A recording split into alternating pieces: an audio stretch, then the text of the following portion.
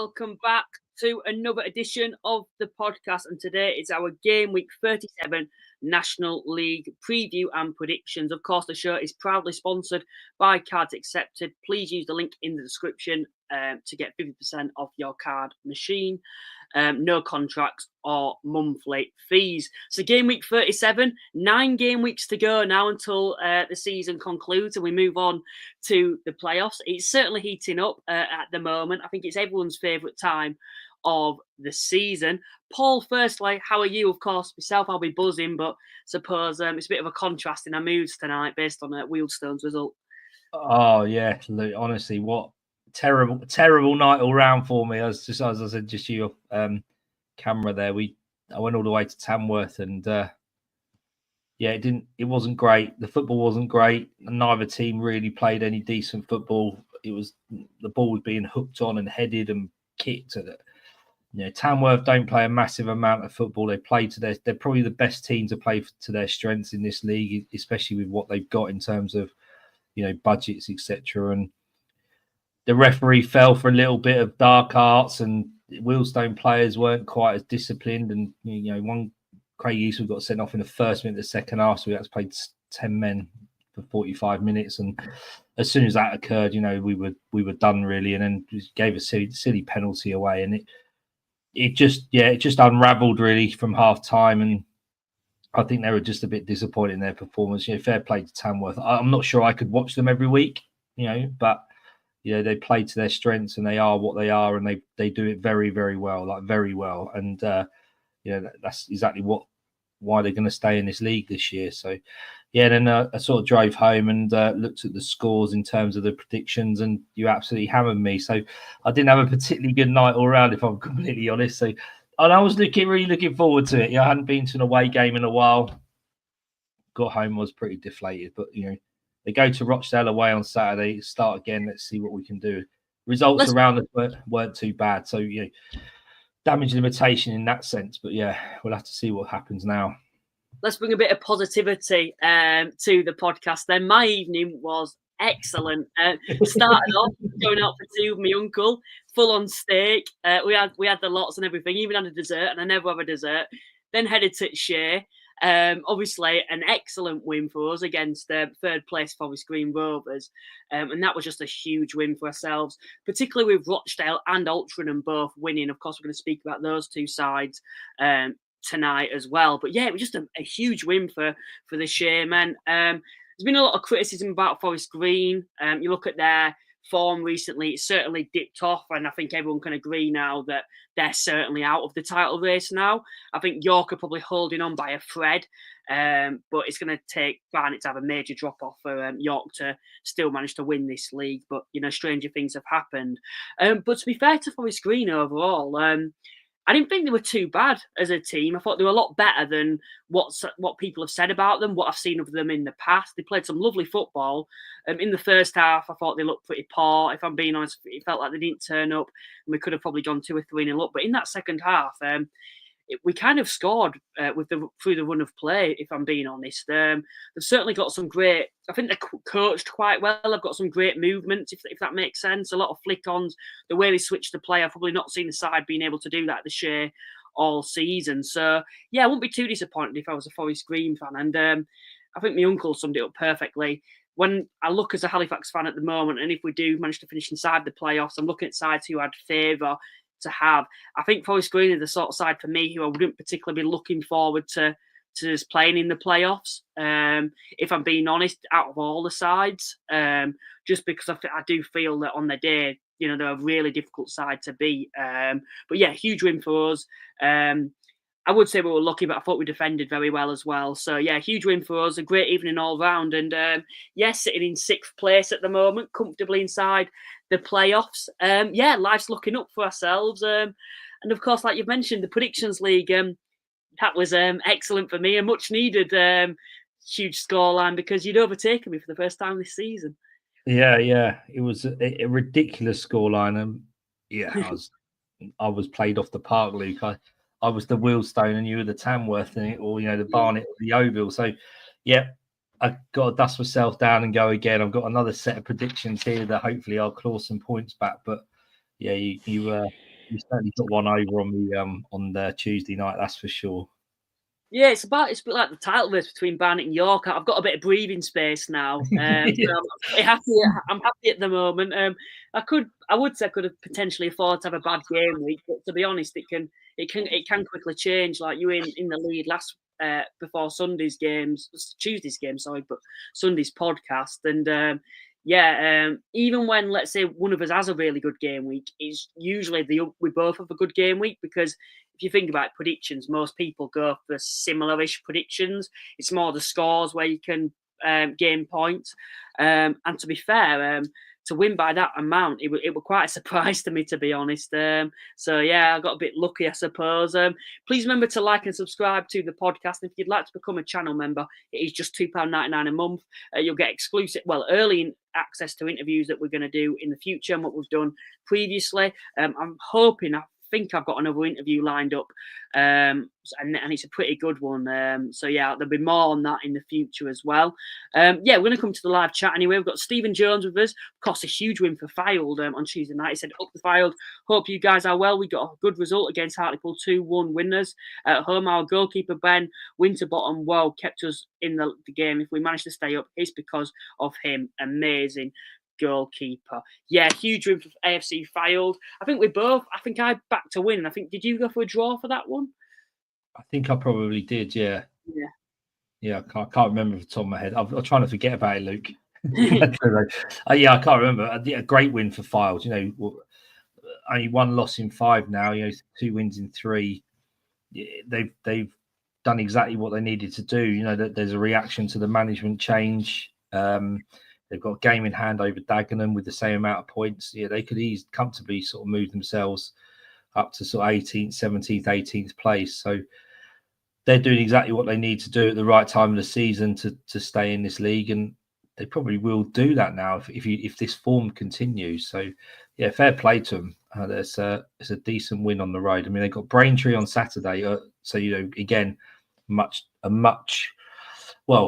improved Fylde side, I think, would sort of fancy themselves against Braintree, where it's they're in and around that same area of the league. Something else Fylde have done as well in the last couple of months. They've also added to that squad as well, which is much needed. I think overall, for me, I look at them, I think defensively they're a little bit stronger now, which has, of course, been where they've been quite vulnerable throughout the season. So, for me, yeah, it's looking good for Fylde at the moment. The only concern is, it does feel like they'll go on a good run, and then when they have that defeat, how will they bounce back from that? Because that's something that's clearly been a weakness to them, not just this season, but in previous years. When they have that defeat, they don't seem to be able to bounce back, which means, at this time of the season, you can't really afford to go on a bad run of form when you're in Fylde's position, because, the job's far from done yet for them to survive. I think they're just out of the drop zone now, but, if they lose on Saturday and sides around them win, they'll be back in the drop zone once again. So, they certainly need to keep the momentum up and try climb away from the drop zone, because, at the moment, it's so competitive down there. All sides have probably picked up in recent weeks, but they're all winning, which is quite a surprise. Wealdstone, I know Tuesday night, bad result, but they'd won 3 games on the bounce prior to that, yet they're still in the drop zone now because of that defeat. There's just no escape from it. Even likes of Woking, I think they've had 1 defeat under Neil Ardley, yet they're still not really that safe from relegation yet. Of course, it's likely they're going to survive, but you think of their form and recently and how well they've done. Of course, a lot of draws, but to still be involved in a relegation battle, which they are, yeah, you would have to consider mathematically that they would be involved in this relegation battle. It just shows to me how difficult it is to escape this drama at the moment. And of course, Mickey is with us tonight, Paul. Evening, lads. Little tip for your predictions. The Heat are right down to the bare bones. Tinkler, Booty, and Sellers Fleming are a doubt on top of the other 7 currently injured. Blimey, so looks like the Heat are going to go without 10 first team players or 10 first choice players. So, I have got a prediction that's positive for Gateshead, but we'll have to reassess that. But listen, I think Gateshead will be okay.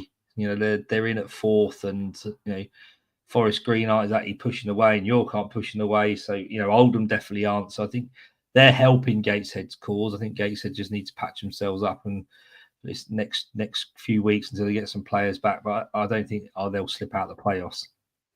That kind of sets the mood for our predictions, I suppose. I've gone for a totally different result to that, to what you've said, with a positive result for Gateshead. But yeah, we'll come on to this that shortly.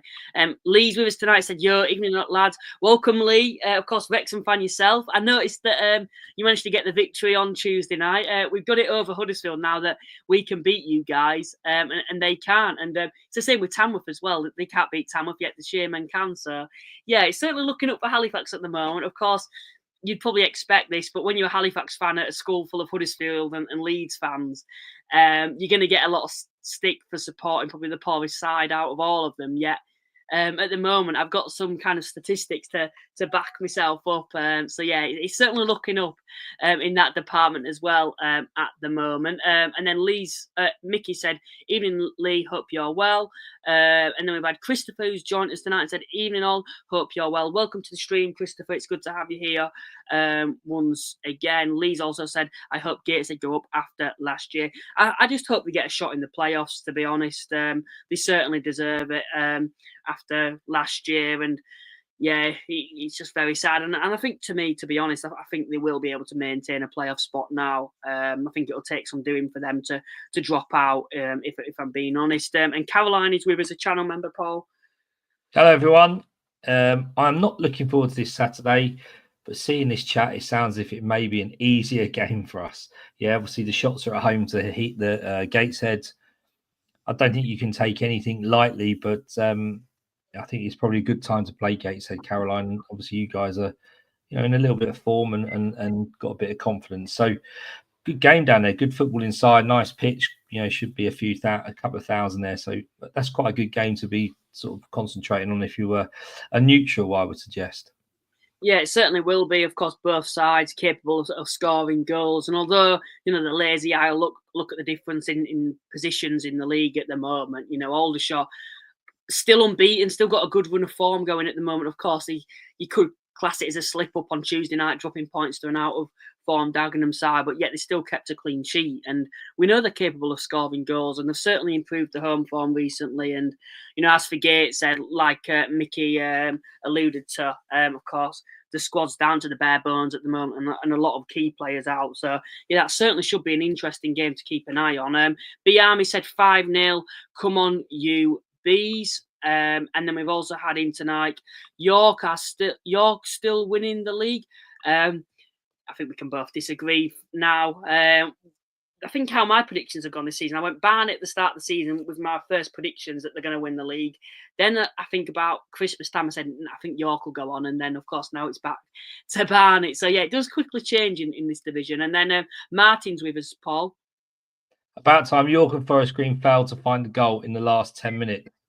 Yes, they have been sort of getting their results late, and I suppose that's a sign of good teams that want to win things is you go into the 96th, 97th, 98th minute and not giving up. It's frustrating for the teams that you play against if you support them, but if you're a fan of York and Forest Green, then at least your team's always in with a shout, even with the 10 minutes to go. But they're playing each other on Saturday, so it'd be interesting to see if any of them do let goals in the last 10 minutes and how they go for it. Because when we look at that fixture as an example, it's whoever loses, if one team was to lose, or even if they draw, then they're conceding even more ground to Barnet. So you'd like to think they're going to go to try and win the game, but it could be really, really hurtful to a team that loses on that fixture. So be interested to see how those teams approach it and see how they get on. So it might be that goals will be scored in the last 10 minutes. It might be cagey up until then, but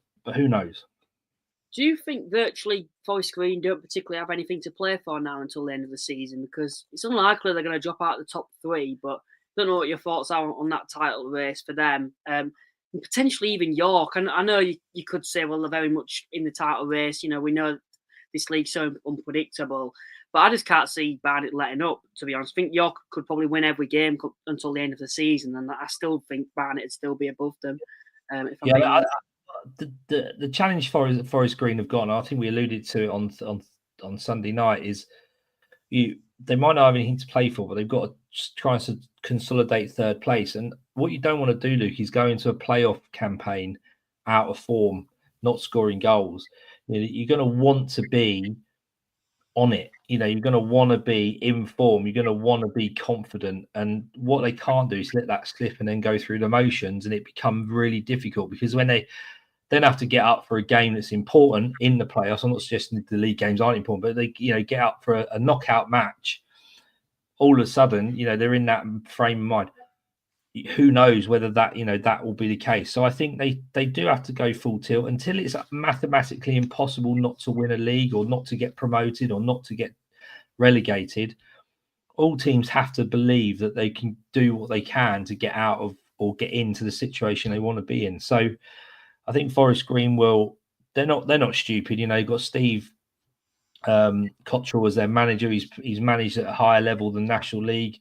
They're a full-time outfit. They've been in the EFL. They're not going to sort of just, I think, give up the ghost. They're going to try and win games and be competitive, and that's going to help them in the playoff campaign. Who do you reckon's better equipped for the playoffs, York or Forest Green? I would suggest that York probably are. You look at their forward line, especially. Their depth, probably their squad depth, potentially. The fact they've got a big crowd behind them, and if they can get that positiveness behind them in that crowd, that's a massive thing, isn't it? Up there and at their ground. So, I think York are definitely well equipped. Whatever they did in January. And we've said it before around, getting the likes of Stones in and trying to make a statement with that signing seems to have rocked the boat a little bit. And they haven't, when you look at what Barnet did to freshen up the squad in January, it's really improved them. New goalie, new centre forward. Yeah, not a huge amount of change. Whereas York tried to do the same with certain key positions, and it's had a detrimental effect potentially. So, yeah, I think York are better placed, but it will boil down to a lot of how their form is running into the playoffs as well. Like we see with any team, Halifax are now comfortably in there, but will Southend make a late charge and be their informed team dropping in? Those sorts of conversations and thoughts to have in terms of what teams are going to be informed coming into the playoffs, similar to the bottom four. Fylde, banging form, Willstone to a point, Maidenhead have dropped away, Braintree have picked up. You've got to get to that point where it's the minimum. Maximize the opportunity to stay up or get promoted or get in the playoffs. I think Southend for me are the most side that I think every side inside the playoffs at the moment should be fearing the most if they somehow get inside the playoffs this season. And I say somehow, it is still very much doable for them. I think they need to be a little bit more consistent, if I'm being honest, but they would have to be on decent form to finish inside the playoffs this season. As for Oldham, they probably might be able to stumble over the line. They probably still need to improve on how they're doing recently. I still think they'd eventually drop out if they carry on how they are doing. But if they only pick a couple more wins up and stumble over the line into the playoffs this season, they're a wounded animal, you could say, and a side that could potentially, you could go at and actually be in the playoffs. You could say Forest Green and York, that they already know they've got a playoff spot. For the end of the season, so you could say, well, they're aside for me. There's no pressure on us, but for Southend to finish inside the playoffs, they would have to be on good form going into the playoffs to confirm a spot. Now they'd have so much momentum. I think they'd approach it as it's a free hit. Now we've not been in the playoffs all season. We've managed to sneak in at the last minute. This is a free hit. We're the underdog in this playoff. There's no pressure on us, and when there's no pressure on you, I think a lot of sides would thrive, and I think particularly Southend would, when there isn't much pressure on them and they're not the favourites. And, we've seen it in the past. Grimsby, when they came down into this division that season, they finished, I think, sixth or seventh in the playoffs. They didn't confirm a playoff spot until the final day, and they were in and out after Christmas that season, throughout the season, yet they somehow, they sneaked in, they confirmed a playoff spot, and we saw what they did in the playoffs. So sides like your Southends are very dangerous sides if they can confirm a playoff spot for the end of the season, because they'd have to be on good form to finish inside the playoffs. Just coming back on the Josh Stone statement, I don't disagree that I still stand by my points about the signing overall. I think the only thing I will say is to say so far that it's not been probably the best. The window hasn't been the best for them. I think it's a little bit harsh, if I'm being honest. I think, you look at Josh Stones against, was it Ebbsfleet? I think he scored a hat-trick against them. Was it Ebbsfleet? I think it was a home game and he scored a hat-trick against a side recently. I think long-term for me, I totally agree with you, and I stand by the point I made earlier. I still don't think it's really the best for them at the end of the season, and I think it will rock the boat, and I think Tuesday night might be an example of that. Of course, scored an home goal. I think anyone who scores an home goal, for me, I don't think that really shows someone's ability. I think anyone could score an own goal, if I'm being honest. But yeah, it could rock the boat potentially. I totally agree with you, and I did expect this to happen. And yeah, for me, I think Barnet are well in the driving seat at the moment, if I'm being honest. And Jordan Green is with us tonight. He said, B Army, of course, a channel member himself. We've also had David, who's coming tonight. Paul? Yeah, Luke, after 7 years, I think your prediction of Maidenhead going down is coming true. Hope is disappearing. No more magic left in the pot. Blimey, if David's disillusioned and not hoping the best for Maidenhead, then I think we should all give up, because I know how positive David is around Maidenhead, and we generally all are, aren't we? That Alan Devonshire does his best to produce that magic on a year by year basis. But I think that the challenge Maidenhead have got is they're positioned third from bottom, but they played 35 games. It's not like they can even claw any hope around the fact that they've got some games in hand, a bit like Wealdstone have, Fylde have, Boston have even more, So, but obviously, I think Boston is still relying on other results, whereas the other teams, it's in their own hands. But yeah, one win in 5 rather for Maidenhead. They managed to get a draw the other night, which is decent enough. But when you look, they were only playing Braintree, which, no disrespect to Braintree, but Maidenhead have to try and be winning those games if they want to stay up. Yeah, it's looking tough for them at the moment. We'll have to see. We've got them coming up over Easter weekends. That could be a pivotal game in the relegation battle. Oh, sorry. I thought I didn't know you were talking then. But no, yeah, Maidenhead. Of course, if you actually look at that game, they were 2-0 down in that game, and they came back to win. Well, they went 3-2 up with 20 minutes remaining. Braintree were down to 10 men, and they still managed to get an equaliser. So, when a side around you is down to 10 men, you've really got to be taking advantage of that, particularly when you're winning as well. So I think the Maidenhead fan base will be very frustrated from that, and it's 2 points dropped there rather than a point gained at the end of the season. Maidenhead, that point, how key will that be for me personally? I don't think it'll say much. I think instead of got the 3 points, that could have been the difference between them staying up and going down at the moment. And you've got to be taking advantage of that. They've still got the likes of Gateshead and Rochdale and Halifax to play. The only thing I will say, if you look at Maidenhead's final 4 games, they've got Woking at home. They've then got Wealdstone, which will be a team that's going to be around them probably at that point of the season. Ebbsfleet away, very winnable. Ebbsfleet will be confirmed down by then. And then Boston at home, and it's likely Boston could be confirmed down by then. They're still clinching on to some slight hope. That point against Oldham, the issue you probably say with Boston is, yes, that's probably a good point. It would have been a good point, I should say, at the start of the season. But, now Boston are just desperate for wins, and draws like that, you've got to be winning games at home if you want to survive when you're 5 or 6 or 7 points adrift of safety at the moment. Also with us tonight, we've got an Altrincham fan. He said Alty winning at York on Tuesday. Huge win, that. A massive statement win for Altrincham, and they're on great form at the moment. That one defeat recently came against Fylde, and if you actually watch the game, it was a bit of a freak result. Altrinham's goalkeeper made 2 quite big mistakes, and of course they've actually rectified that now and brought in another keeper. So for me, overall, Altrincham are well on track to actually finish inside the playoffs this season, and they could be a dark horse in the playoffs. AFC Boob, our AFC Boob is coming and said, look, could you see an EFL club coming in for Chris Millington in the summer? He's doing a fantastic job at Halifax. Certainly, to be honest, I think he deserves an opportunity in the EFL. For me, he's the type of manager that only certain jobs will suit him, though. I know he's been rumoured, Oldham fans like the thought of him going there, and with Mickey Mellon's recent form. For me personally, I think until the end of the season it could potentially work, but I don't think long term that's something that Oldham fans will be on board with in terms of the way he plays. I think it'd just frustrate the fans. But yeah, for me, they could I think he could easily move on in the summer. Pete Wild had 3 seasons with us. This is actually Millington's 3rd season with us, so I wouldn't be surprised if he moved on in the summer if we don't get promoted. Bradley's coming and said, anyone heard anything about the 3 Up campaign? I haven't actually recently, and neither has Paul, based on his expression. No. But no, that's a little, I think, disappointing, the fact that there was so much building up towards that, and then it's gone quiet again, and it just feels like it's going to be another season of that issue being brushed under the carpet. Yeah, I mean, what you got to bear in mind is that a campaign, people have voted, and they'll go to the FA. It won't be decided straight away. I mean, it might be a bit harsh to say they just brush it under the carpet. They may be dragging their heels, but at some point they're going to have to come out and disclose what they're going to do.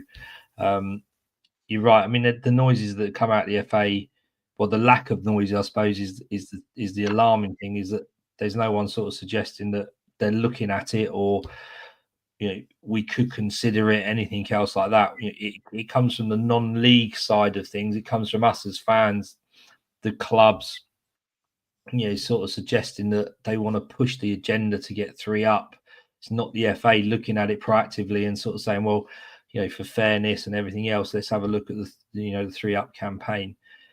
From a selfish point of view, I quite like the 2 Up, 4 Down in the National League, because I think it adds to the drama of it. But I completely understand why teams who are in a position where they could get promoted, so those bigger clubs in the league, the ex-EFL clubs, those sort, I can understand the frustrations of fans wanting to be in a position to be able to get promoted to the EFL and almost, make it easier to get up, because it is very, very difficult. At the same time, those clubs have come down from the EFL.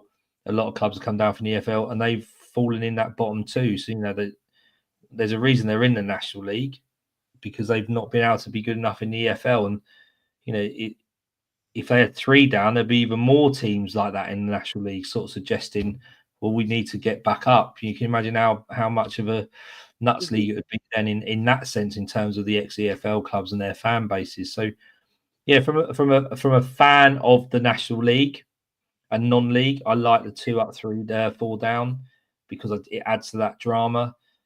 From a perspective of those clubs that are in that position, and I may feel differently if I thought Wealdstone were in a position to get promoted, but I can see and sense their frustrations and the fact that it's a little bit of a closed shop, and we've got to have a little bit of parity here. And bloody hell, they have 4 go down in League 1 to League 2 and 4 go up. What if you can have 4 go up in League 2? Why do we only have 2 go up in National League?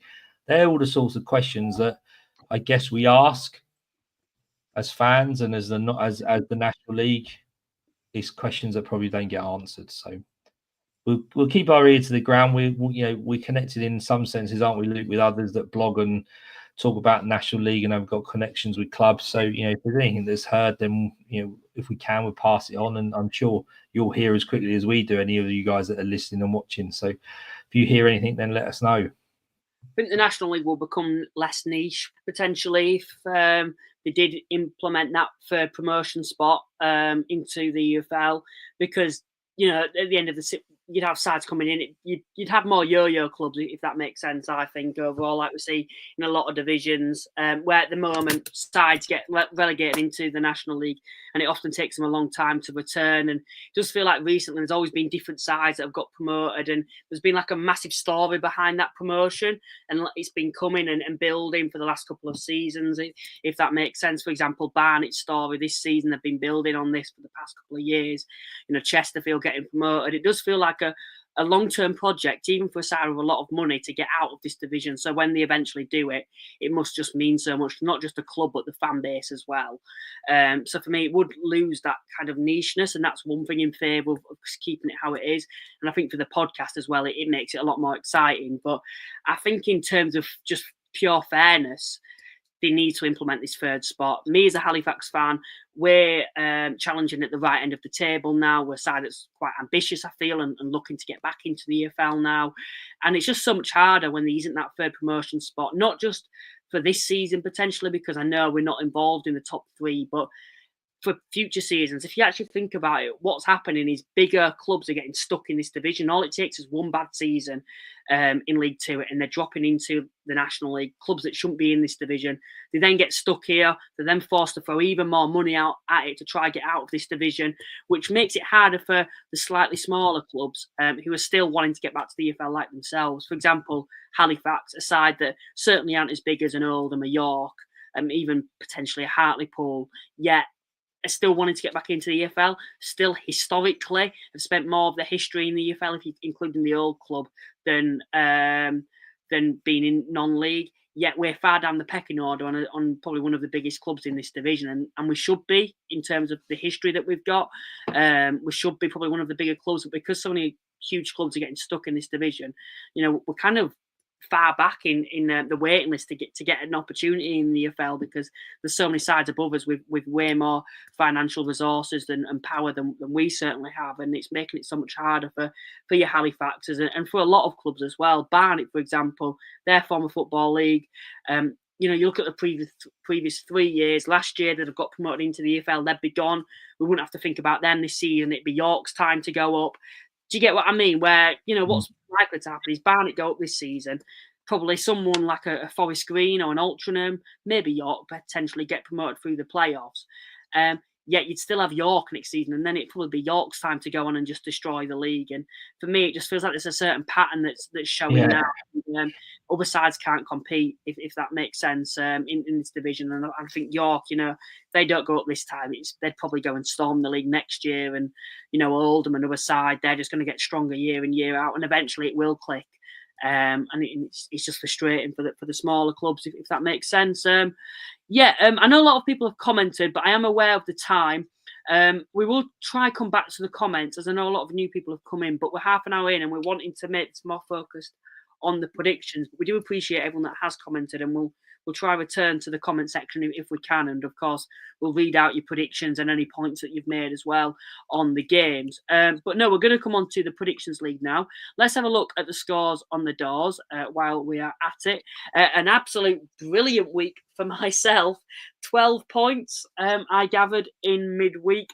Much needed 12 points. Paul had actually taken the lead this season for the first time this season, but you certainly slipped up here, Paul. A bit like you could potentially say maybe like a Filed early on in the season, where they'd get a win and then they won't be able to back it up with anything, and that's certainly what you've done. I know. The less said about it, the better. Let's concentrate on this week. You're only as good as your next or your last game, so I'm a bit rubbish at the moment. So I've got to improve on that and just concentrate on what I can do going forward. But so hard to predict. You've done very well, mate. 12 points is incredible. So yeah, good. That was a good effort. I've got to do better, but it is so difficult. I mean, I don't know about you, Lou, but I look at different ways of doing it. Do you just go with your gut feel? Do you analyze it a little bit more? Do you sort of only look at their recent form? Do you look at a longer form? There's so many things that are variables, but I certainly haven't got the time to start worrying about who's injured. The fact that Gateshead had got 3 or 4 players now injured out on top of what they already had was probably a little bit of a news to me. So, that might affect what you say. But it's a tough thing to do on a week by week basis. But you nailed it this week with 12 points. So well done, mate. Yeah, as you alluded to a few weeks ago, it's a marathon, not a sprint, and it certainly is for me. After this one, there's still 9 game weeks to go. There's a lot of points up for grabs, and we saw last week. I think you were 3 points ahead, and it only took one good game week for myself, and I'm back in the lead again, and that's all it could take for you. It's predictions are very unpredictable, if that makes sense. You can obviously read a lot into it, but you can also just put a few numbers together and you never know, you might be successful, and that's all it takes for you this game week. But fortunately for me, I'm back in the lead. Of course your page also sponsors the Predictions League. It certainly does. Yeah, everyone wants a holiday, come and give us a shout. Honestly, if anything that you think, even if it's just a bit of advice, happy to sort of give any advice and ideas for you guys out there who want to go away. Football season's nearly finished, so you got to think about maybe getting away before the season starts again, having a break. So give us a shout. and we'd be more than happy to help you. Brilliant. Let's move on to the game week predictions then now, if I can actually find them here. Here we go. Starting things off with Barnet versus Dagenham. Certainly, probably isn't a bigger contrast in forms between the two sides at the moment. And of course, it's the most crucial time of the season to be in form, or the worst time if you're not in form. Of course, Dagenham certainly really struggling at the moment. Potentially a positive in midweek, managed to pick up a point, but not only a point, managed to get a clean sheet away at Aldershot, which is certainly an improvement on their recent form, if that makes sense. I think they have to just take anything at the moment that they can cling on to hopefully give them a bit of momentum. The fixtures haven't been kind to them with this fixture, though, coming up against the Barnet side that are just battering every side that they're coming up against at the moment. Barnet, of course, midweek, I believe they won 5-0 away against Yeovil. Dagenham must be fearful coming up against this Barnet side at the moment because they're absolutely electric. Yeah, I wouldn't want to be Dagenham. I would not want to be Dagenham. I mean, they absolutely battered Yeovil in the week. I think Yeovil going to the Hive with no centre backs is not the thing, and Barnet took full advantage of that and beat them 5-0. And they're just scoring goals for fun, and they're relentless, aren't they? They're not letting goals in, and they're scoring lots of goals. So, yeah, I think Barnet are going to win a 5-0 again, Luke. I said 3-0 in the week, and they beat Yeovil 5-0. So I've gone with 5-0 this week. Ooh, that's an interesting one. I do feel like I'd like to think Dagenham would approach this game to be quite change the style to be suited to come up against Barnet. You'd like to think they'd know better than to be kind of vulnerable defensively. Does that make sense? There's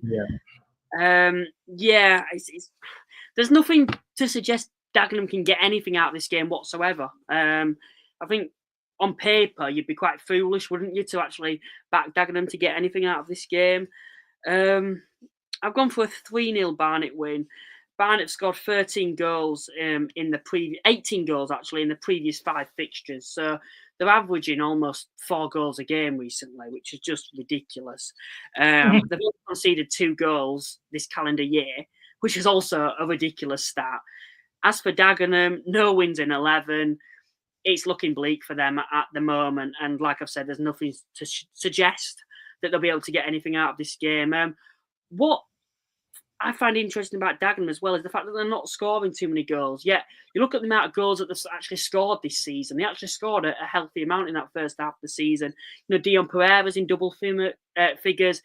Josh Umera as well. Josh Umera's almost into double figures now himself. You've got Justin Rees as well. He's capable of scoring goals. There's a few players in that side who are capable of scoring goals. So for me, I do find it interesting that recently the goals have just dried up for them and those players have just gone off the boil. Is that something that you're quite interested by? Well, yeah, without doubt. But when teams are in a bad run of form, Luke, generally they don't get they can't get the ball forward. They don't have the ball enough. They're not hugely offensive, in terms of trying to create. So, yeah, it's not always. I'm not a Daggers fan, so obviously, like you, we don't see how they play every week. But I get the feeling that it's not like they're creating chances and missing loads. They're just not even creating chances. So those lads up top, you could have whoever you want up there. If you're not getting the ball forward, you're not giving them quality service, you're not making chances, then ultimately they're not going to score goals. So that's the worry. You've got Dagenham not scoring goals and letting some in. You got Barnet scoring goals for fun and not letting any in. So I think you're right. There's only one way this is going to go: be a monumental upset if there's nothing but a very comfortable Barnet win. Tom's also joined us tonight. Said, hello, Luke. How are you, mate? Yeah, we're both good. Thank you, Tommy. It's good to have you here joining us. A lot of people have asked you about Wealdstone, Paul. I'm going to pin those comments for the Wealdstone game so we can discuss those there. I'm not ignoring your comments, guys. Of course, I'm just trying to move through quickly as I also do this. But of course, which we do encourage people to get involved in the live chat, and it's a good thing that people are getting involved as well. But yeah, also with your comments, put them when we're talking about the fixtures as well. For example, this one now, if you've got anything on Dagenham or Barnet, quickly put it in, and we'll of course discuss it. And look at the fixtures on the screen there as well, and make points about the fixtures that are coming up, and we'll certainly discuss those as well if we can. But yeah, here are everyone's predictions on this game so far, and anything that anyone's had to say about this game. We first had 5-0 to Barnet, so I agreed with you there, Paul. 4-0 to Barnet. And then we've also had Barnet 4-0. Someone's actually backed Dagenham to win this game. Any reason for that, Lee, or is it just a gut feeling? 3-0 to Barnet. We've had 6-0 to Barnet, 6-0 to Barnet. It's not out of the question the way Dagenham performing at the moment. And then Mickey's also said, I hope Stead gets a hat-trick. He's in my national dream team. Yeah, that's something that I was a bit late to the party with that, so I wasn't able to set that up this season, but potentially for next year's podcast, if Halifax don't get promoted to the EFL, that might be something that we have to start including in the podcast. We've had 4-1 to Barnet. We've had 2-0 to Barnet. And then B Army said, we don't concede 12 goals. We don't concede goals, 12 goals, 0 conceding in 3 matches. Yeah, you certainly don't. 4-1 to Barnet, and then it's a free hit for Barnet. Even lads, Oldham fan here, I really can't see where our next win is coming from. Yep, Oldham is certainly coming up, and we'll be discussing that. They've got a game against Tamworth. And then we've had Jake, who's actually made a good point. Do you think Barnet could go undefeated till the end of the season? Do you think they could, Paul? No, because they've got to play Wealdstone. Yeah, yes, of course. Yeah, I do. Yeah, without a shadow of doubt. I think I messaged one of their fans, Jim, on Twitter a few weeks ago, and they had that really strong run of, York and Oldham coming up. And I did say to him, I said, I can't see you losing any of those games. And I genuinely don't see where the next defeat comes from, because confidence breeds confidence. And they'll go out there thinking that no one's able to beat them. So it's going to take an off day from Barnet and a very good performance from the opposition to I think, to get anything out of them at this present time. Things may change. They may get a couple of injuries. They may get some suspensions. It's all this buts and maybes. But it's a fair shout to say that they're not going to drop many, if any, points from now till the end of the season. It's the way Barnet are winning games as well. They're not getting fortunate. They're not winning games late on. They're not tight games. They're absolutely thrashing sides, and not just thrashing the poorer sides. You think of this, York at home, 3-1 victory. They were 3-0 up in that game. The game was done and dusted by half-time. 4-0 versus Rochdale away from home. Rochdale had, I think, the best defence in the league, and I still think they do, even though they conceded 4 goals. Oldham away. I know Oldham are off form, but still, going away to Boundary Park to put a 3 past them shows a lot. And then, of course, against a Yeovil side that have also not been too poor defensively themselves either, to put 5 past them, it just shows you the type of team that Barnet are, and they're just so ruthless at the moment. And I think overall for me, I look at the remaining fixtures and I think they're quite kind to them as well. There's no game for me where I'm a bit like, I'm not too sure. They've played Forest Green, they've played York. The toughest fixture they've probably got now on paper is Altrincham away. And you'd probably still back Barnet to be able to get something out of that game as well. Will Barnet relegate Wealdstone when they meet? I doubt that very much. That could also be a difficult game. With it being a derby, a lot can happen, can't it? It's fair. It's possible. April the 12th. It's coming towards the end of the season. It's very, very possible that Barnet win the league that day and relegate Wealdstone.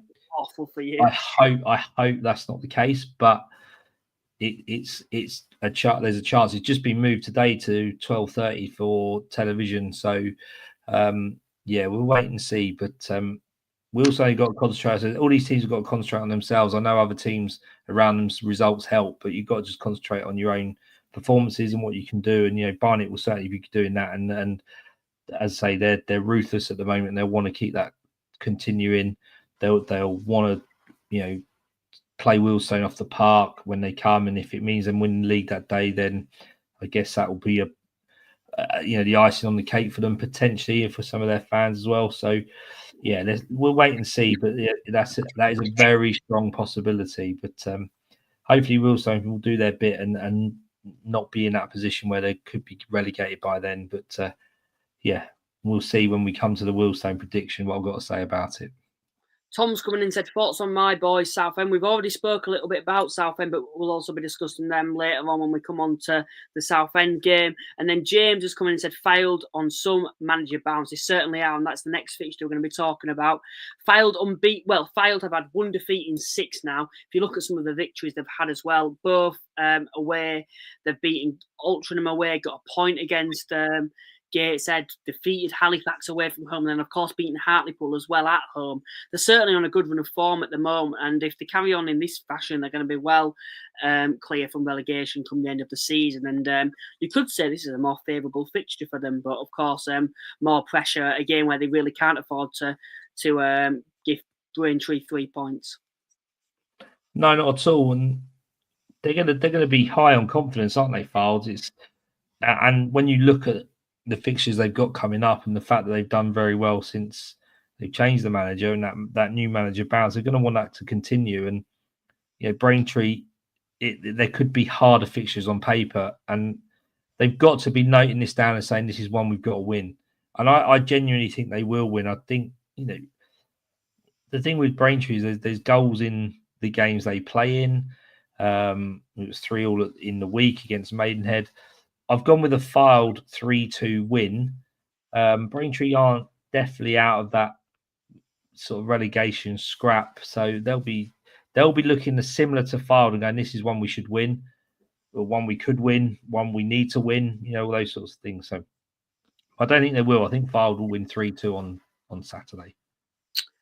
I agree with you that there'll be a lot of goals involved in this game. Both sides have scored a fair amount between them recently. Both sides are on actually half decent form as well. Braintree as well have certainly improved in the position that they were in. They were looking like they dropped down this season. Of course, Braintree as well have been able to score in the previous 10 games, which also says quite a lot, particularly when you consider that they were quite weak going forward in that first half of the season. As for Filed, unbeaten in 6, scoring a lot of goals, improved defensively. But yeah, I think neither side will want to lose this, and I think it could be quite an entertaining one. So I'm actually going to go for a 2-2 draw for this one. Let's have a look at everyone else's predictions before we move on to the next game and see what everyone is also saying. We've had 4-2, we've had 2-1, we've had 2-2. We've also had B Army's also made a point about Barnet, and then we've also had 2-1, 2-2, 2-1, 3-1, and 2-0 to Filed as well. I think that's all the predictions so far on those. Moving on to the next fixture, then we have got Aldershot versus Gateshead. Aldershot certainly improved in form recently. Potentially a slip up on Tuesday, dropping points to Dagenham and not being able to score against them, particularly with how frail Dagenham are at the moment. As for Gateshead, Mickey alluded to it earlier, they are down to their bare bones. So this could certainly be an interesting game, and you could see perhaps an upset. And I've actually gone for a 3-1 Aldershot win. How do you see this game going? And what's your opinions on? Well, prior to what Mickey told me, I did have shots Gateshead to win 2-1. I'm not going to change it. I'm going to go with my gut feel. I think Gateshead will have enough on the shots, even though that's a tough place to go, long way to go, short of players. But Gateshead do want to consolidate in there. I think they will win 2-1. But I wouldn't be surprised if this is what you say, Luke, if Gateshead have got no players left. So we'll watch this space. I don't know if I actually said my prediction, but it's 3-1 to Aldershot. Aldershot capable of scoring goals. If we actually look at the league table at the moment, Gateshead for me, I think it's about maintaining a playoff spot. They should be able to now. They're on 60 points. They're 9 points clear of dropping out at the moment. You'd like to think with 10 games left, they should be able to confirm a playoff spot at the moment. Do you think it's possible for them to climb into the top 3? Of course, you've mentioned there about that you think they're going to win at the weekend. Do you think it's possible for them to climb into the top 3? I think it's going to be tough because they're 7 points behind with the same amount of games as Forest Green. They've got to look at this weekend as an example. So if we take 3 points off Aldershot, Forest Green may drop points at York, and all of a sudden it becomes 4 points. So I think they're going to push for it. Like I said earlier, all these teams are going to want to push for as much as they can. But the same time, they're probably going to have to concentrate on consolidating and getting some players back from injuries and getting that squad healthy for the playoff campaign. I think a fourth place finish for Gateshead is phenomenal, to be honest. You actually look at what they've had to deal with last year, even losing out in the playoffs. They could have that mentality of, well, we've given up, everyone's against us. Yet they've still got the mentality that no, next year we're gonna get back in the playoffs and we're gonna give it another go. Yet they've been thrown with so many obstacles throughout the season, managerial changes, the amount of injuries that they've got. They've been so unfortunate with injuries. They've lost a large proportion of key players as well who've gone into the EFL, players being recalled. They've had a serious injury in Greg Ollie, who's been out for the season, yet they've still done more than competed. They're currently fourth in the league. You just think you never know if they'd have kept that squad together, where they could have been. And I think you have to give them a massive pat on the back. And they've certainly done well to finish inside the playoffs this season. And they're well on track to finishing in the playoffs now. But for Aldershot, I think they'll be able to win this game.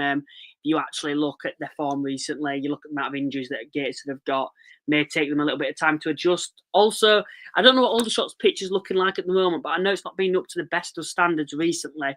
And I think that'll play more, it'll be more of a disadvantage to Gateshead because Gateshead, more of a footballing side. They're not very direct. They like to play quite patiently, whereas Aldershot, they're very direct with their play. And, they can put it in the air. And I think Gateshead preferred to keep the ball on the floor. So I think it'll play in Aldershot's favour a little bit more this one. So, I am going to back Aldershot to win.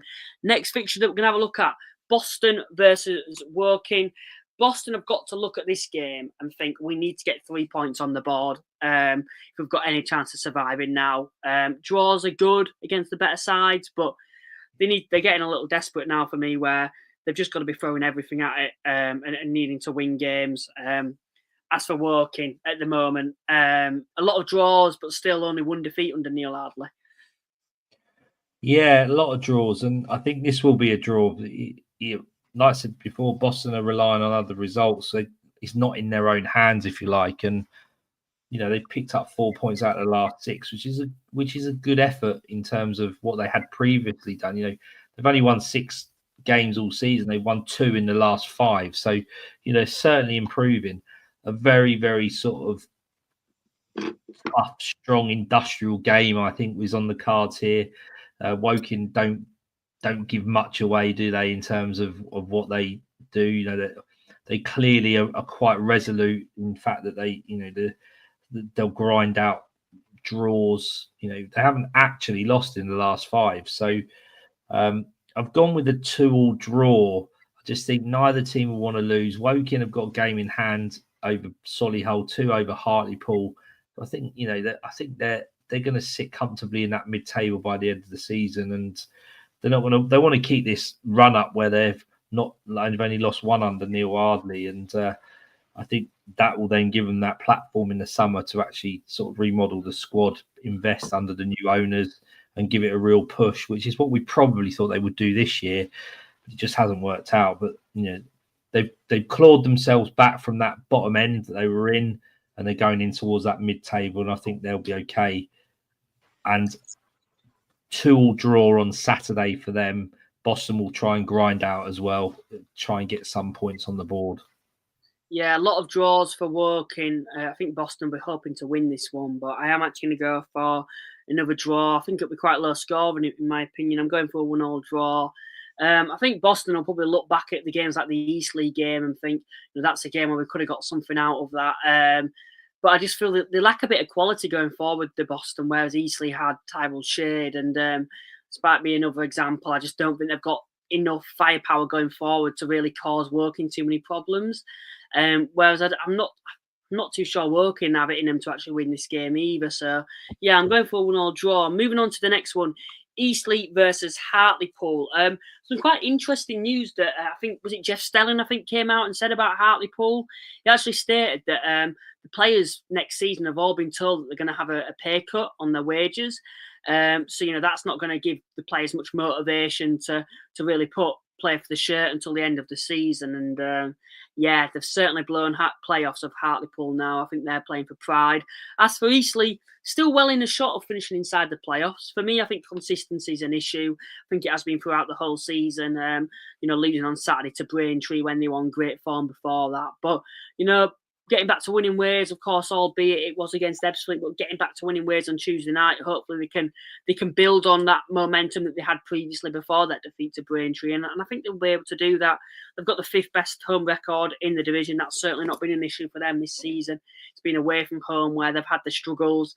And as for me, Hartlepool, they've not got too much to play for. I don't think the squad's particularly motivated at the moment and playing for the shirt, and I don't think Eastleigh will have too many problems. So I'm going to go for a 2-0 Eastleigh win. How do you see it going? I've gone for a comfortable 3-1 Eastleigh win. I think you're right. You look at what Hartlepool have got a similar sort of form guide to the likes of, same as Solihull, just in slight reverse in terms of where the losses and draws come. And yeah, they're in a real downward spiral, aren't they, Hartlepool? I don't know what's gone on there, and that's certainly not going to help them if they feel that they're not going to get contracts or they're going to have reduced contracts next year. But I think Eastleigh will still have that outside hope of trying to get into the playoffs, and they'll comfortably beat Hartlepool 3-1. On Eastleigh at the moment, are you surprised to see them in the position they are doing? Because it's felt like for me throughout the season, I've never seen Eastleigh really as a playoff contender. I think they started the season quite well, but have since slipped away. And recently they've really come into form. They've been so inconsistent throughout the season. They've actually gone on good runs of form, look like the team to beat. Yet then they'll look probably perform like a side that should be in the relegation zone. So, for me, overall, to see Eastleigh in the position they are at the moment is quite surprising. They may be a danger, if they can sneak into the playoffs this season. But I think it's going to be a tough ask. Potentially, you could say they're in a slight false position. Rochdale have got 4 games in hand on them, and they're actually only 2 points behind them. For me, do you think Eastleigh have it in them to finish inside a playoff spot this season? Yes, I think because there's so many twists and turns in the National League, and they're a team that we don't speak too much about, are they? We don't. I don't think we sort of know Eastleigh fans to sort of talk about the club, off this podcast as an example. And like I've said before, they've got a manager that was brought in from academy football and Premier League academy football, and has just sort of gone along their job. And the good thing with Eastleigh is they have been fairly inconsistent. But when they're in a period where they're positive, that's when actually they've gained points. So they've had smaller periods of negative results, if you like. Whereas if you look at someone like Hartlepool, someone like Solihull now, they're having long periods of negative results where they're not being consistent. So. Yeah, listen, I think they've got a good chance, Eastleigh. But they're going to rely on other results as well. So we'll wait and see. But they, like I said, they can only do what they can do, and they'll keep playing. And they're only 4 points behind. I know Altrincham got 2 games in hand, so I think that's what's going to peg them back a bit. Is maybe the games already played, but these teams have got to get points on the board with those games in hand as well. I want to speak a little bit more on the playoffs as we progress. We've got some big games coming up. Of course, Halifax versus Yeovil, Rochdale versus Wealdstone to preview, and I believe an Altrincham fixture as well to preview. Of course, they're up against Southend away from home, and that'd be a good fixture to have a look at as well. Southend are out of the playoff picture yet either themselves. Moving on to my side, though, of course, in the playoffs at the moment ourselves, huge win on Tuesday night against Forest Green Rovers. As for Yeovil, I should say 5-0 defeat to Barnet. It does feel like their season's fading out, but fizzling out now for Yeovil, sitting in 12th place. Should be fine from relegation. They probably only need another 4 points to be mathematically safe. But yeah, the playoffs for me is certainly out of the question now for them this season. As for Halifax, I'd like to think we can build on that win on Tuesday night, another home game against Yeovil side that, like I've mentioned, don't have too much to play for. I'm actually going to go for a 1-0 Halifax win. I think it'll be quite low scoring. I think overall both sides are pretty good defensively, despite Yeovil's 5-0 defeat to Barnet on Tuesday night. But I think overall for me, I think both sides are half decent defensively. And I think we'll be able to pull through in this one. I'm going to go for a 1-0 Halifax win. I think it'll be a tough game. I'd like to think we can get 3 points. And we all know Yeovil's record against sides in the top 7 is pretty poor this season. And with Halifax sitting in the top 7, I'm pretty confident, I should say, that we'll be able to get the win this weekend. How do you see it going? Luke, I've gone for exactly the same score. I think you're right for those same reasons. I think the only thing that may hinder Yeovil and help Halifax is the fact that Yeovil have got no centre backs. I spoke to Mark Cooper early in the week, and he said Barnet are a very, very good side. He said, and we didn't have any centre backs. And I know for a fact he'll be actively looking to try and find a solution to that, but it's very difficult this time of season to get players in or free agents. So I think, from Yeovil's perspective, they got promoted. They won the National League South at Acanto last year, and it's a real season of learning for them. And Mark Cooper's won this league as a manager. The Yeovil have been clearly a lot higher than this league in the past. They've got everything there to sort of make a playoff push next season. And I think this season is really a season of learning for them. And there's going to be things that Mark Cooper and his players will pick up from this year and do better next year. And he will certainly know what's required for him to push on in the playoffs. If he's back financially and he's backed by the supporters, at Heritage Park, I think they could be a team that pushes on next season. Second season in a league is always the difficult one, isn't it, Luke? That second season syndrome, but I think they're well equipped. Yeah. From Halifax's perspective, they've just got to keep doing what they're doing and keep winning games. And they're at home. They might not score many, but they're very miserly, and they're going to be on a massive high after this week's result. So, low scoring, Halifax win. Halifax are in a really good position at the moment. I know technically it's not in their hands at the moment to finish inside the playoff spots, because Rochdale could, if they win all those games, they'll still go above them. But they've got to gather 7 points in 3 games. And despite Tuesday night's win against Gateshead, if you actually look at Rochdale's form recently, it's unlikely that they're going to be able to get more than 7 points in those games. They're projected to finish inside the playoffs as well. Halifax are projected to get more points than Rochdale. And if you look at Halifax's run until the end of the season, they've got Yeovil at home, Sutton away, Oldham away, Woking away, Hartlepool at home, Eastleigh away, Maidenhead at home, Fylde away, Altrincham at home, Braintree at home, and Wealdstone away. For me, I look at that run, and I think that's probably one of the kindest runs across the whole division. You've got Oldham away, which could potentially be a tough game, but it's a good time to be playing them on paper. If you look at Oldham's form, unless they pick up in the next week or so, and then they've got Altrincham at home, which it's probably at the moment looks like the toughest fixture. Yet we're at home. So for me overall, I'm pretty confident that we should be able to maintain a playoff spot. And I am actually going to say I think it's ours to throw away at this point now. The only concern is like a lot of sides, we have had a few injury problems. Scott High is out for the season, and so is Will Smith. You could say arguably a best centre back there in Will Smith. But for me, I think we're well in the driving seat to be finishing inside a playoff spot this season. So we should be able to. I think if we don't, then we've thrown it away. Someone said, Luke, you've just jinxed us. Hopefully I've not. But Mickey said 6-0 Yeovil. Wash your mouth out, Mickey. And I thought you'd change your mind. He's gone for a 1-1 draw. We'll move on to the next game now.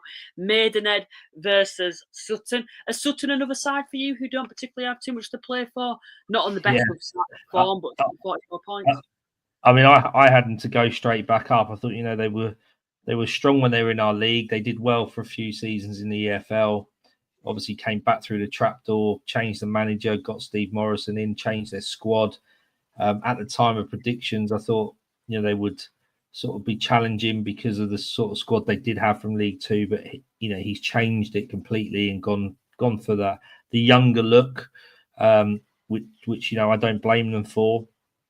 But I think they sort of sit in the same sort of bracket as Yeovil, really. It's a season of learning and consolidation for them. They're not going to go down. They're very, very unlikely to go down. They're very, very unlikely to go up. I think they're just learning to ready for next year to to be that next team off the block that you were talking about, Luke. You know, we lose Barnet, we lose York, potentially Forest Green or York. You know, who's going to step up next year? Is it going to be Oldham? Is it going to be Sutton? Is it going to be anyone who drops down from the EFL? Plus the likes of maybe Yeovil, Southend. So a season of learning for Sutton. I think they've done very, very well, even though I did predict to do much better than they would. But, you know, when you look at what they've done in terms of remodeling their squad, I think they've done very well. And they will probably comfortably beat Maidenhead on Saturday. Like David said, Maidenhead the magic is disappearing. There's not much left in the pot, and I don't think that's going to help on Saturday. I think Sutton are going to win 2-0. Do you not think maybe we've sort of not really having too much to play for? They may put the foot off the gas. Maidenhead desperate. I think Maidenhead probably have a bit more experience as well than Sutton. I suppose with Sutton being such a young squad. I think overall, look at Sutton's season, and I think it's probably been I'd say an average season, you might say. That might be a little harsh. But I think coming down into the National League from the EFL, it's a difficult task, don't get me wrong. But they'll probably look at Forest Green, yes, have a lot more financial resources, but look at them and think, well, they're competing, so why can't we? But Sutton will be well aware of how difficult this league is. And they had such a massive turnover, didn't they, in the summer? I think Maidenhead, their biggest opportunity is how hard they work against Sutton. If Sutton adopt the attitude that you're sort of suggesting, Luke, where, you know, there's not much to play for, we come to mid-table, Maidenhead will work very high. I saw them play Wealdstone over the Christmas period. There wasn't much quality in either side, really. Maidenhead came out on top because they were just ruthless and they worked hard. I think if Sutton can compete with Maidenhead on the fact that they'll work hard and compete, the quality will come out because they've got better quality than Maidenhead across the board. So I think, you're right. You know, Maidenhead are going to have to rely on a lot of what they have in terms of endeavour and effort and hard work because they clearly lack a little bit of quality. If Sutton do drop that, then they could be in a bit of trouble. But I can't personally see it. I think Sutton will win. I'm going to disagree. I think Maidenhead could pull this out of the bag. I've mentioned there, Sutton don't really have too much to play for. Maidenhead have proved time after time, even this season, after quite a poor season, even this season, they've proved that they can pull results out of the bag. I'm not saying they're going to survive, but I think they'll be able to get some. I think they'll actually be able to win this game. I'm going to go for a 1-0 Maidenhead win for this one. You know, Sutton, they have nothing to really play for. It's a young squad. Maidenhead, you mentioned there about them, they're going to have to work hard. I think a Maidenhead side always puts 100% in, and I think they will do once again. So for me, I think Maidenhead could go to Sutton and actually claim all 3 points. I'm going to go for a 2-1 Maidenhead win. Actually, I'm not conceding the 2 goals, but I think they'll be able to do it. For me, Maidenhead in this game, I think they'll win 2-1. If David's still with us, that will probably be the first time I've backed Maidenhead this season. But if you're here, hopefully you are to see me back. Moving on to the next game, it's your side coming up against Rochdale. You could do with doing us a favour, Paul, if you wouldn't mind for this one. And you never know, on the last game of the season, if you do, we might be able to gift you those 3 points to help you survive this season. Oh, mate, listen, Wealdstone got to help themselves at the first. You know, they went into Tuesday night with an awful lot of hope, expectation, good form. You know, the manager did change the team slightly. I don't know reasons why that was. You know, he'd been and seen Tamworth and done his work on them.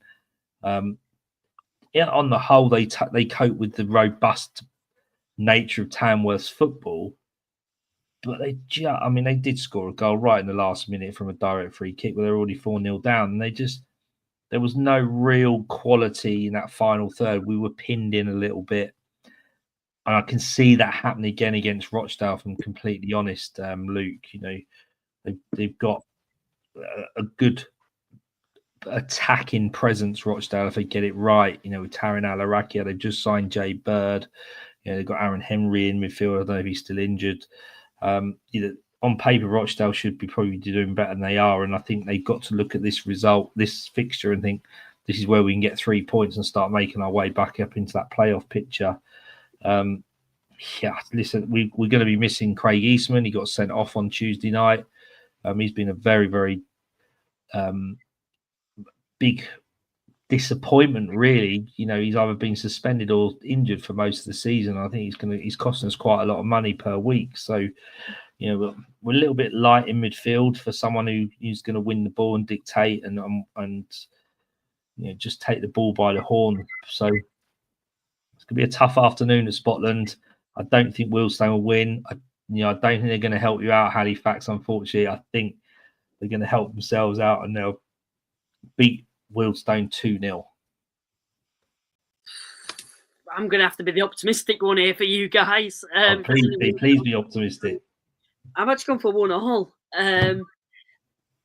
Really, you'd probably look at it and think, well, Rochdale have got back to winning ways now after beating Gates. And, you know, Gates are doing well in the playoffs. That's a big win for Rochdale, that, and they can really build on it now. In the FA Trophy semi-final, blah, blah, blah, blah, blah. You can say all that about them, but I'm looking at the bigger picture. I'm actually looking at the previous games and you know, where they've slipped up at home. And I look at the opposition on Tuesday night. On paper, yes, a good Gateshead side. Yet it was very dismantled. A lot of injuries. A lot of players, you know, out for Gateshead. It was quite a small and thin squad, and they left it late to actually win that game. You can say you can only beat what's in front of you, and I 100% agree with that.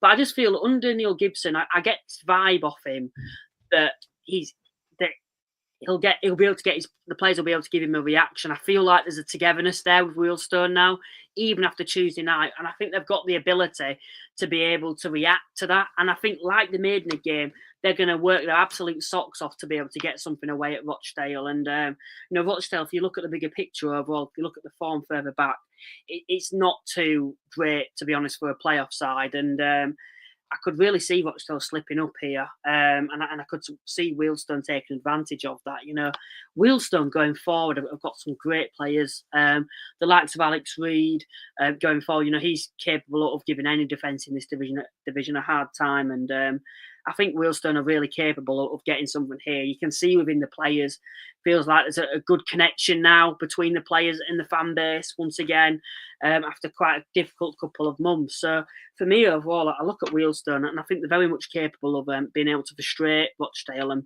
be able to get something away. And I'm actually going to go for a 1-1 draw for this one. So yeah, I'm the optimistic one for you, Paul. Thank you, mate. That's what I like to hear. Moving on to Solihull versus Ebbsfleet, probably the two most out of form sides in the division at the moment. Would you say that's quite a positive point for Solihull Moors on Tuesday evening? I think they actually came from behind to get a point against Sutton. Yeah, it's certainly improvement on how they were doing. As for Ebbsfleet, can't be many more weeks now until they're mathematically down. No, I think you're right. Was it a positive point? It was a point for Solihull. They had to do something. You know, they brought the new manager in. They brought a few players in.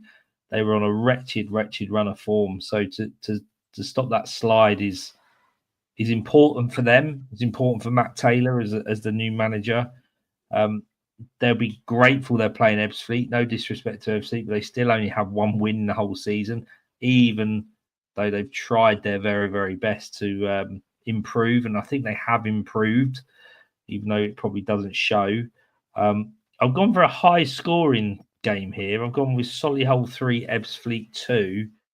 I think they're both capable of letting goals in, but they probably could on their day score goals as well. And I think it'd be quite an open game. So Solihull 3, Ebbsfleet 2. I've agreed with you on Solihull. I think this is the perfect, like you've mentioned, I think that this is the perfect game for them to get back to winning ways. I think if they fail to beat Ebbsfleet, I'd be very, very concerned about them going down this season, because I don't know where the win would actually come from if they can't defeat these. No disrespect to Ebbsfleet, but they're pretty much down, by far the worst side this season, and probably in a very long time, probably since Dover got relegated. So I'd like to think Solihull can win this game 2-0, and it certainly would be a huge win for them, and give the players a bit of confidence, and maybe even give Matt Taylor a bit of confidence that he can actually get a win with this Solihull side, because it's not been the best of starts. It's probably the worst possible start he could have wished for at Solihull so far for him. So he'll be desperate to get a win, and I think this is a very winnable game for Solihull Moors. Moving on to the next one. This is a huge game in terms of the playoffs. Altrincham, of course, a huge win for them on Tuesday night. Such a statement win, going away to York and picking all 3 points up away there. This is a very different type of game, though. Southend are a very well-structured side, defensively very strong. Probably don't offer too much going forward, but they're very hard to break down. Do you think Altrincham may have an issue breaking up Southend down? I think so. I've gone with a 1-1 draw. Actually, I think that reflects what I was thinking in terms of maybe a contrast in styles. I don't think Southend play the type of football Altrincham play. I think they've struggled to score goals, Southend, really on a regular basis, haven't they? And I think that's what's held them back. I mean, they're +5 when you look at sort of Rochdale +13, Altrincham +16. You start looking at those sort of teams, and that's probably what's held them back, because defensively they're very good. They've got one of the best players in the league, Gus Scott Morris. They just signed young lad Parilon from Slough, who's doing very well. So, I think they've got all the hallmarks to do better next season. But this season is the playoffs. They're 6 points behind, played more games. So again, a bit like Eastleigh, they have to rely on others as well as do what they can for themselves. They won't want to be playing Altrincham. Altrincham are a tough team, and Altrincham are going to want to stay in that playoff position as well. And I've gone for a 1-1 draw. Southend have had one defeat in 9 at home, and that came to Barnet. And I don't think there's any shame in losing to those, if I'm being honest. I think this could be a tough game for Altrincham, and it's really hard to not back them because there's nothing to suggest that they're going to drop points at the moment. But, they've had to go all the way to York, which, to be fair, it's not the furthest, but from Manchester to York, it's probably an hour and a half, 2 hours, something like that. It would have been to go to York on a Tuesday night. That'll have taken a lot out of them to secure all those 3 points to be able to hang on in that game. They've had to have worked their absolute socks off for that. So it's going to be a tired side. They're probably going to have to change the side up a little bit to then travel all the way down to Southend. For me, Southend are a side that will tire you. They press high, but they're very well structured defensively when they do press high. And I think Southend, they're on a good run of form at the moment overall, and I could see them winning this game. We've not got the best of record. My side, Halifax, against them for some reason, and I think Altrincham may struggle. They haven't actually won at Roots Hall since Southend dropped into this division. So I'm going to go for a 2-0 Southend win for this game. They're the side that I fear the most, and in terms of if they finished inside the playoffs, the side that I think I could see actually going up, because I think they'd have so much momentum, because they'd have, like I've mentioned, they'd have to be on such a good run of form to finish inside the playoffs. They'd have a bunch of momentum.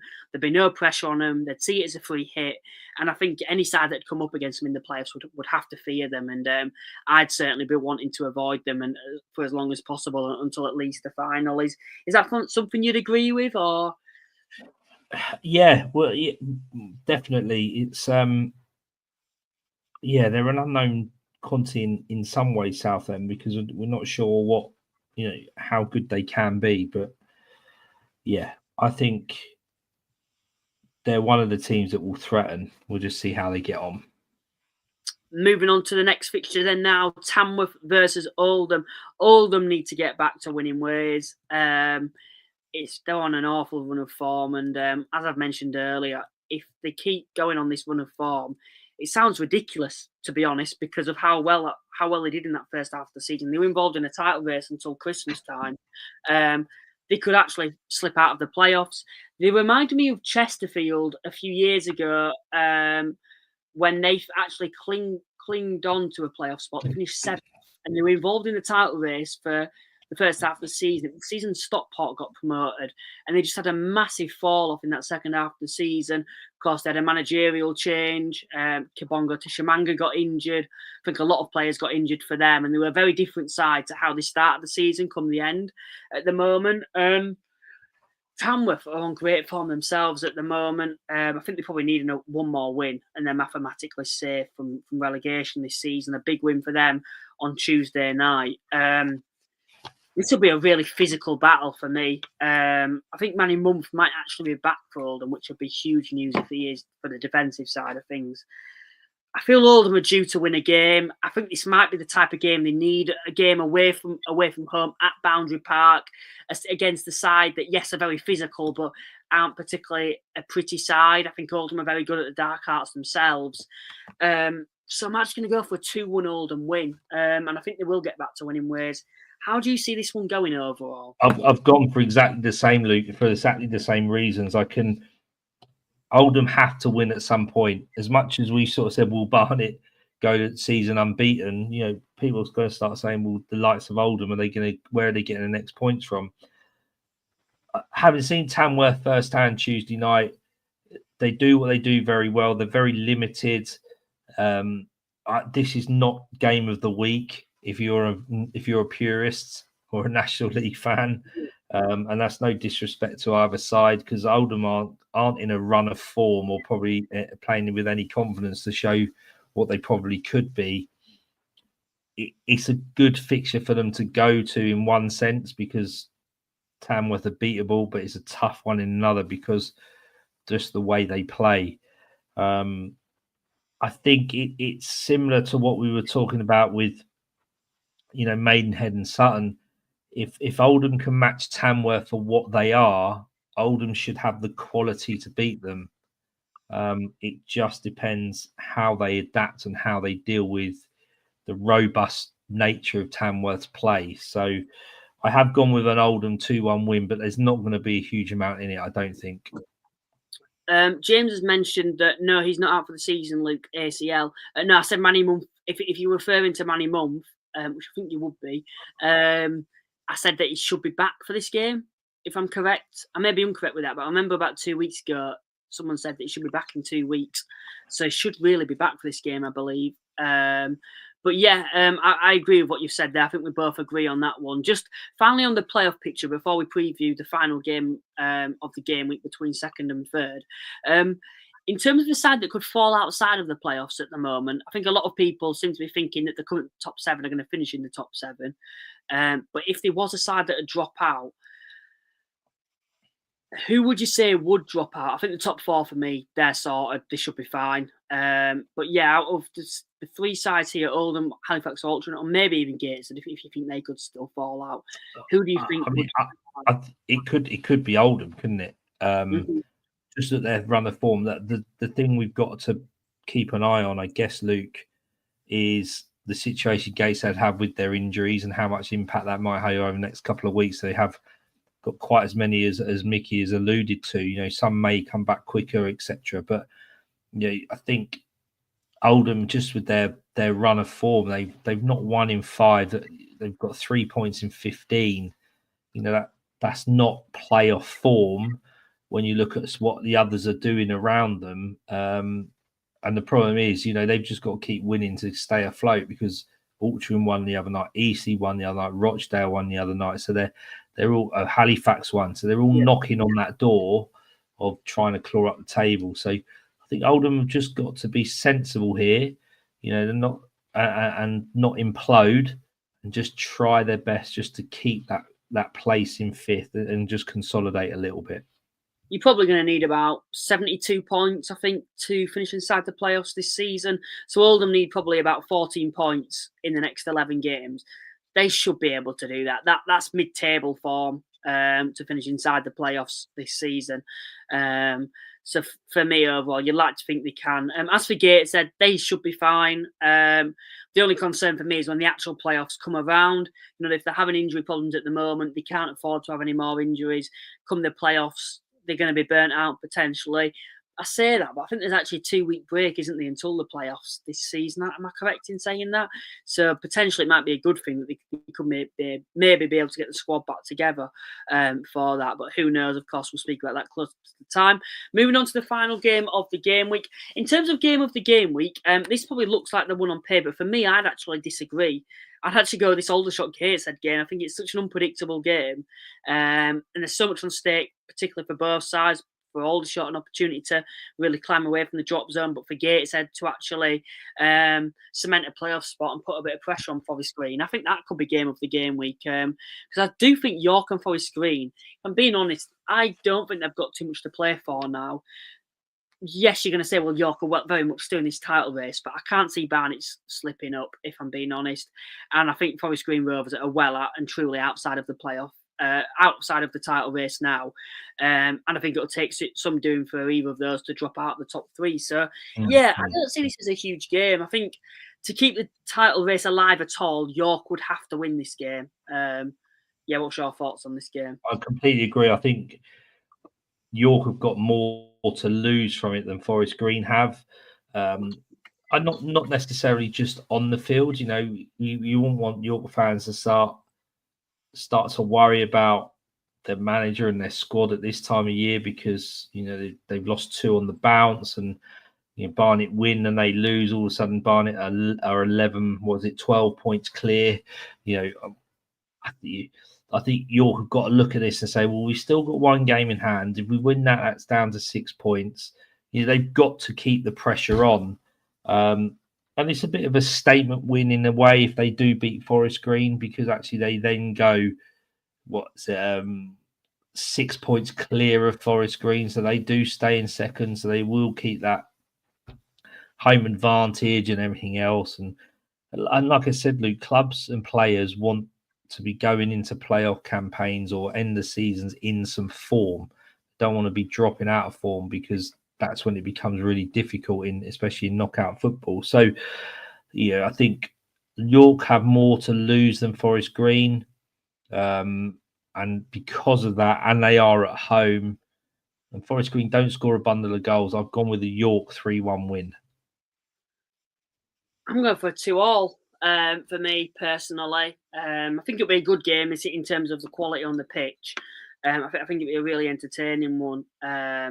But I just can't see either. It's maybe seen as a bit of a cop-out, but I can't see either side winning this game.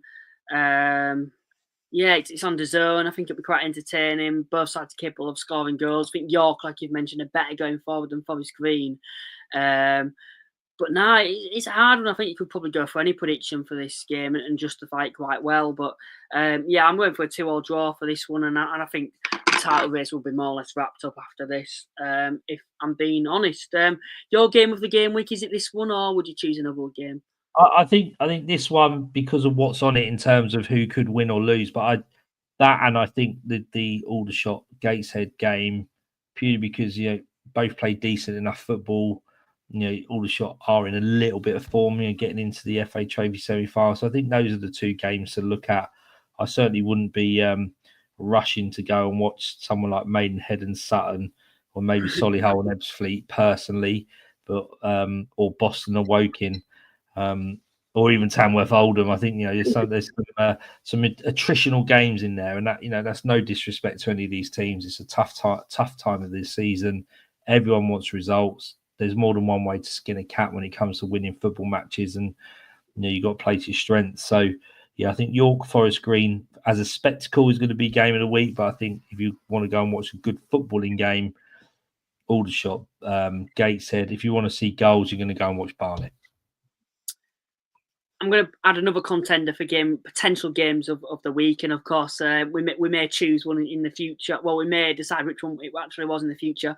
Southend Altrincham, I think it'll be low scoring, but I think a win for either side will be a huge win. Southend, it'd really give them something to cling on to for the final 10 games of the season or so, for them to finish inside the playoffs. spots, you know, the door would be wide open for them if they can defeat Altrincham. But as for Altrincham, they'd be more or less cementing a playoff spot if they can win this game, and particularly if Halifax and Oldham slip up as well. So we're going to add that to the equation as well. But yeah, I think overall it's a pretty good game week, and hopefully it lives up to the expectation. But no, Paul, once again, I really appreciate you joining me tonight to co-host the show. No problem. It's good to have you back. Yeah, no, I listen. I always enjoy it. I hope those that listen and watch it enjoy it as well as much as we do, Luke. It's to get to talk about the National League and our teams and other teams and then the players and try and dissect what could be happening on a week by week basis. It's great fun, and you know, just we appreciate the fact that there's people that actually like to listen to what we've got to say.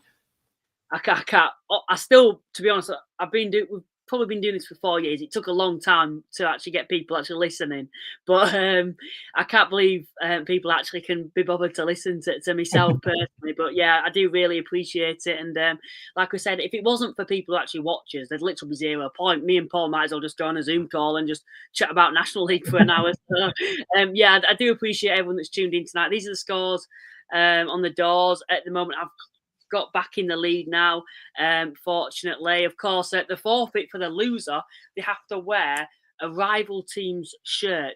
As for Paul, it's a Barnet shirt. So just picture Barnet win the league. Barnet fans, you win the league, and then you get to see a rival fan in your home shirt come the end of the season if he loses the Predictions League. Or potentially, for any York fans out there, you could get promoted via the playoffs and see the co-host who apparently hates York actually wearing a York shirt come the end of the season. And if possible, I'll try to get Stones on the back. I'm that confident that I'll be able to win this game. Neither of us will go back on this either. We can guarantee it. Last season, I fortunately won and Paul had to wear a Barnet shirt.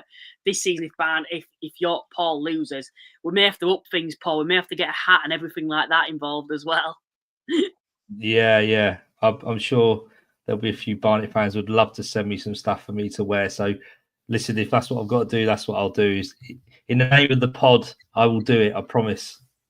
Yeah, we'll just basically end the season. We'll give you our address and just send us anything you want us to wear for the loser come the end of the season. Yeah, please remember to like and subscribe as well. Of course, it does go a long way and we can grow the community even more. And if you would like to become a channel member, it is just £2.99 a month. We've got a big interview hopefully coming out next week that I'm going to be recording. So stay tuned for that. If you're an Altrincham fan, I would certainly stay tuned for that because it is going to involve your club. Also, thanks for watching tonight. As always, we do really appreciate it. And yeah, we will see you next time. Bye for now.